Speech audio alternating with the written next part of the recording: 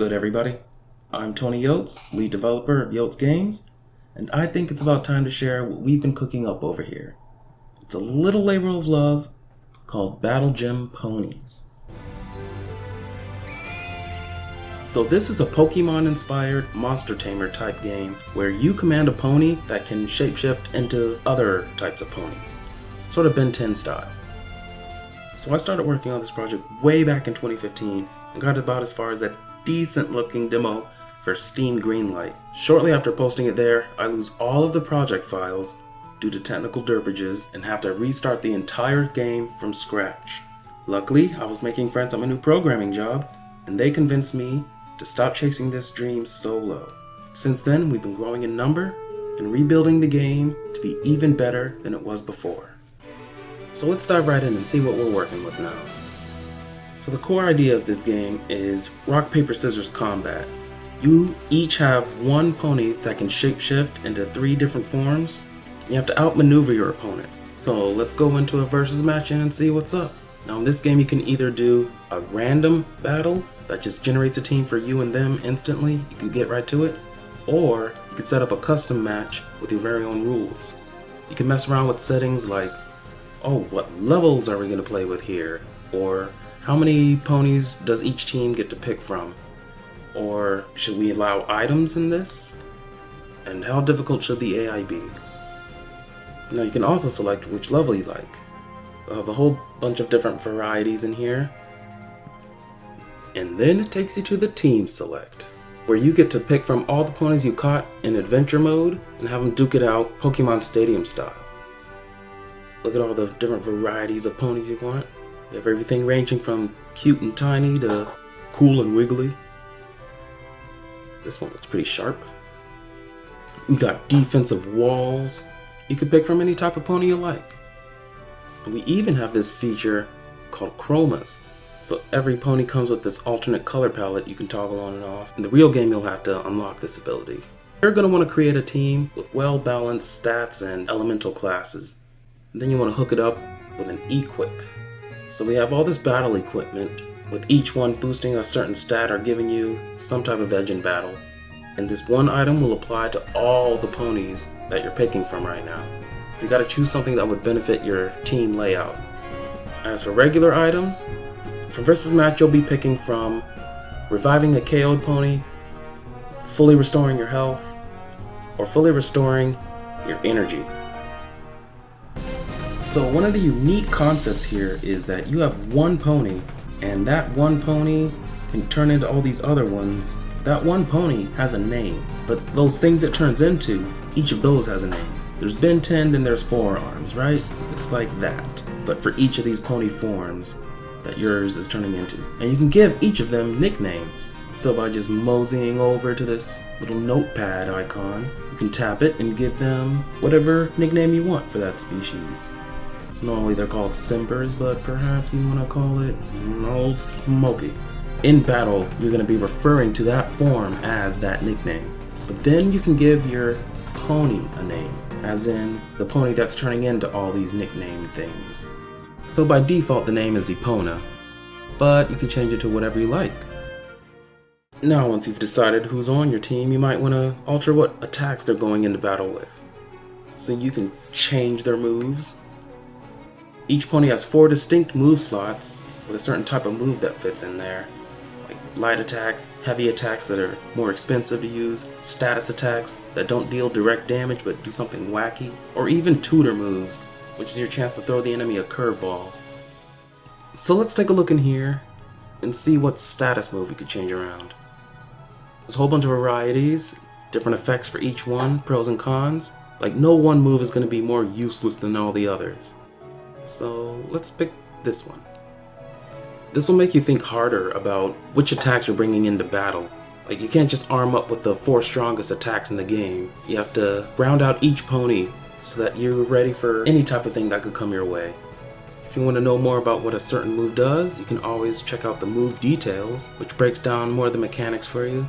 like how much its stats get boosted, what exactly the elemental classes are, how those elements line up with the type weakness chart. So instead of memorizing an entire chart, you just look here and see specifically what types this move is really good against, really bad against, and what it won't hurt at all. And you may notice that the GP is different for each one. GP stands for gem power, and each move consumes a different amount of it. Some moves way more than others, some slots way more than others.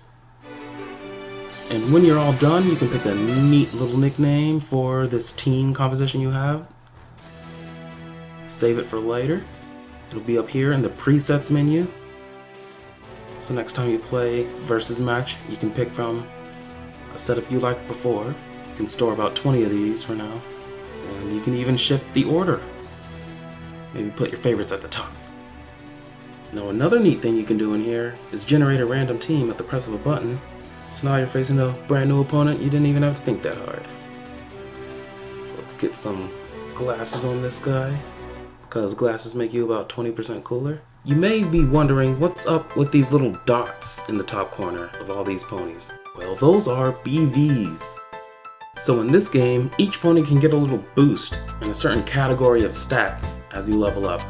And you can choose to align these with either their physical stats, their energy stats, or just give it all to speed. This could help you tweak the way you battle by covering up a pony's weakness or really leaning into what it's good at. It's just one more way to make your team a little more unique. So for example, let's lean into Orsina's high energy attack stats for a bit here. So you can check out your pony's stats, see its weaknesses, what its ability does, how all the numbers line up. Then when you're ready to go, you come to the Party Select screen. Here you can check out each pony's stats and movesets. You can pick the 3 that you're taking into the fight with you, while the opponent gets to do the same. So this is where the mind games begin. Which 3 do you think they're going to be taking in? And when you're fighting a computer opponent, you can click this little hand here and pick their team for them in case you want to fight a specific way. Alright, let the butt kicking begin. We got the spooky Petrifice versus the shining Rainbright. So this here is the action select screen, where you can pick what move you're going to use in battle, or check out your bag, see what items you're carrying in. In versus match you only have one, use it wisely. And then you can pick from one of your 4 moves. So the highlighted one is going to be white, and that's the current selected move. You're going to see stats for it update on the screen, and then you double tap it and you use the attack.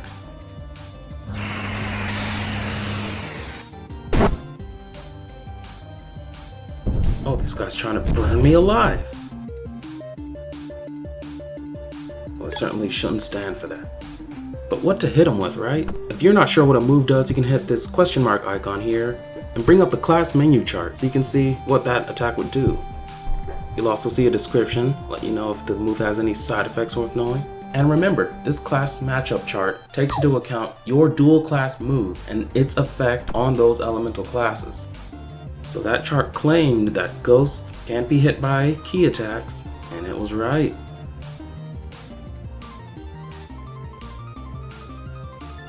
You're going to want to hit it with something either neutral or super effective against it.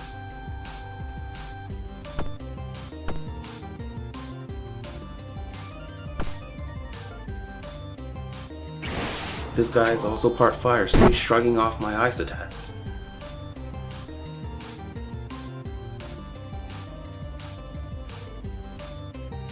This is admittedly a weird class matchup here, so maybe it'll be a good idea to switch ponies. You can scope out the moves of the pony we plan to switch to, see if any of their attacks would be useful against the opponent we're fighting.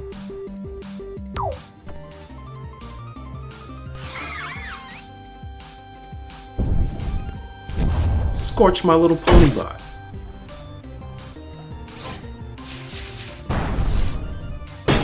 So, a bad class advantage isn't the end of the world. Sometimes your opponent's just beefy enough to hurt him anyway. Let's check out the stats and get a better picture of who's the tank and who's the speedster here. So you see, Ponybot's all about defense. Meanwhile, Rainbright's the super fast attacker. And Thestra here has pretty low stats, but she does have an ability that buffs her up, and that could catch her up.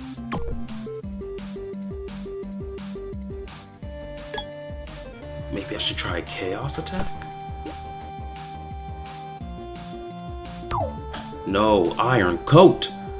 That'll make me immune to all of Steel Pony's weaknesses. As long as I can use it before he hits me with the... jeez. Okay. This is my life now. So Epona can't turn into a pony bot anymore, but I still got 2 forms left. I really want to hit him with an earth attack, but I already know he's immune. But let's try to chomp him with Frostbite. That did pretty good. Oh, but if I activated his ability, now his fire attacks are going to hit harder. But luckily, the AI is pretty stupid on level 1. He tried to use a move that only works if you're asleep.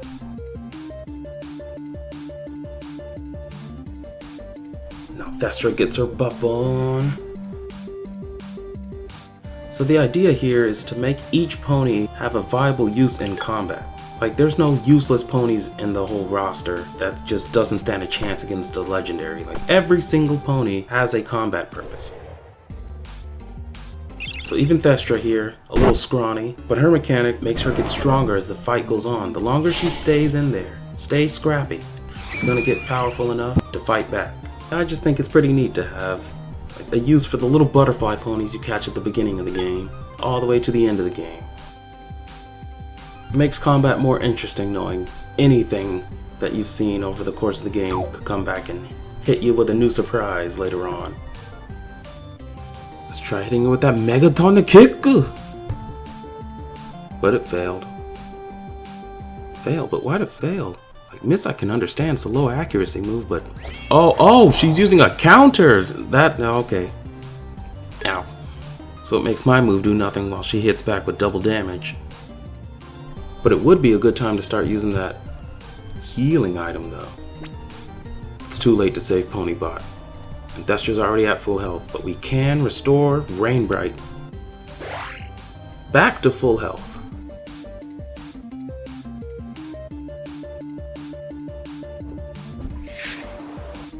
Simber takes to the skies. It's gonna come down next turn and hurt real bad. Unless I do something about that. Now any of the attacks I choose would just miss. But if I spend this turn evading, then Simber's the one who's gonna miss.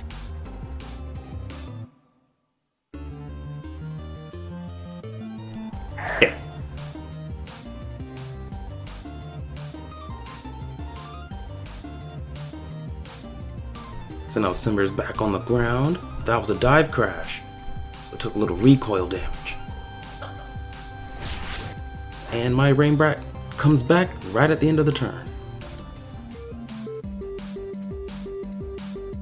See, each elemental class has its pros and cons.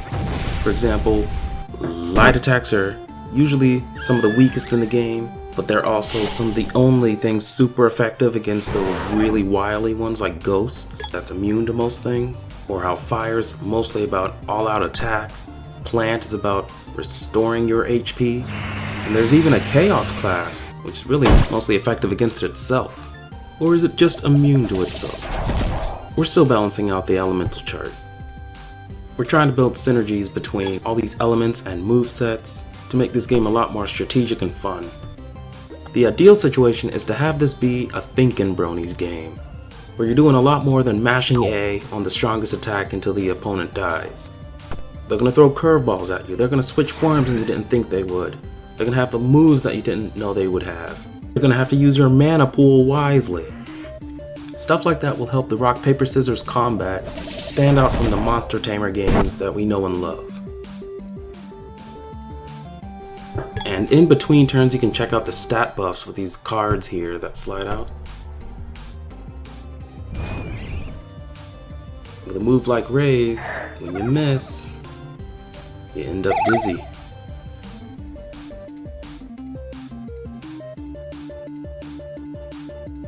Oh, by the way, if you see any attacks that look like they were drawn in MS Paint in 3 seconds, it's because they were. Placeholders, you know? Everything's gonna look a lot better when we have more time to polish things up.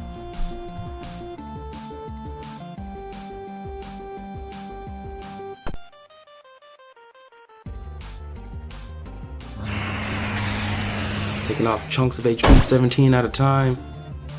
Holy smokes, that headache did more damage than I did. It's time to finish him off. But as you can see, I'm running out of GP.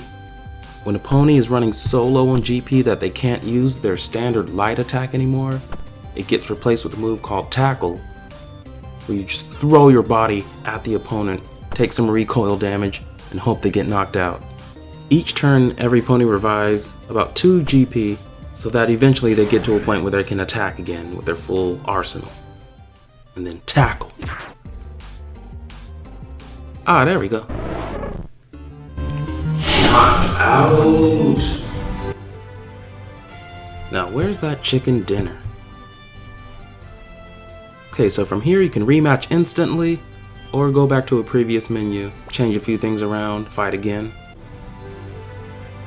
But now you've seen it in action. This is Battle Gem Ponies, a long overdue tribute to the Brony fandom that inspired me to create games in the first place. And hopefully when it's all said and done, somebody else will be inspired too. Let's keep the chain going. So you can thank the Yotes Games team right here. Big props to Royal Pizza, the first programmer to hop on board. And since then, Sayaryu's joined the team, and he's been helping me out on a full-time basis. We're both at this every single day. Our newest member, Confident Cow, will be helping us design menus. And then we have our musicians, the masterminds behind the bops and bangers you're hearing. I honestly think the soundtrack's one of the best parts of this game so far.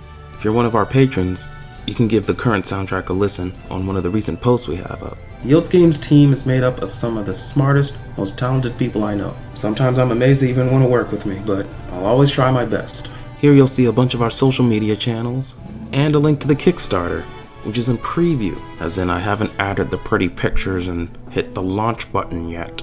But when it does go live, you'll be the first to know. August 3rd is the date. We're trying to time it with Everfree Northwest. Now I know the biggest question on everyone's mind is going to be, when's it come out? Current estimation points to a year from now, at least. This game has been delayed countless times before, so we made sure to get the beefiest part of development out of the way first. We created this entire combat engine so that from this point forward, there's tangible, visible progress on the game that we can share here on YouTube, so you can hold us accountable and make us feel bad for missing deadlines. This project has been a long time coming. It's been a twinkle in my eye since 2011, after seeing Pokemon Uranium for the first time. Somebody just like me, same age, I want to learn how to do that. My very own take on Pokemon, a game series that really meant a lot to me growing up, and hopefully this take on it does the Brony fandom some justice too. Like throughout the 2010s, that community has been just this melting pot of inspiration. Shout out to Main 6. There's something really magical about that. I'm glad to be a part of it, even if I'm a little very late to the party. We're really putting everything on the line and hoping that this turns into a lifelong career of making awesome video games that we really care about, because truthfully, I can't imagine doing anything else. A COVID layoff may be one of the greatest things that ever happened to me. I met exactly the right people at exactly the right time. I'm creating this game just as frustration for the series that inspired it is increasing, making me want to develop it even more. Humble Games just happens to be giving away startup funds for Black-owned companies at this exact time. It's like, I have to do this. Well, I hope you enjoyed me rambling on about that for long enough. You can try out the demo yourself by going to itch.io and play around with it, see if you can break the game. Please have mercy. We know there's a lot of bugs. We're working on them one by one. And leave some feedback on the forums and let the team see what you think. Or what you find. More posts to come, at least on a monthly basis. Till then, later everybody.